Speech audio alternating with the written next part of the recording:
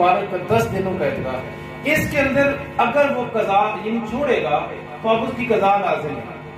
कज़ा की दो सूरतें, एक तो ये कि वो पूरे का पूरा एतकाफ नए सिरे से करेगा, यानी जैसे 2 दिन 3 दिन वो बंदा बैठा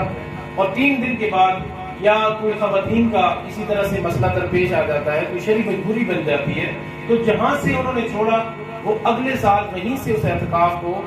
जारी करेंगे। यानी 23 रमजान को अगर उन्होंने छोड़ा दिन को, तो 23 रमजान मुबारक को वो बैठेंगे। एक ये हल है, और दूसरा ये कि वो नए सिरे से पूरा एतकाफ करें, यानी 20 रमजान। आए कराम ने इस ज़िमन के अंदर ये भी लिखा है कि अगर मसलन 23 रमजान मुबारक को उसकी कोई शरई मजबूरी बनी और उसको एतकाफ छोड़ के मसलन अस्पताल जाना पड़ा, अब शाम को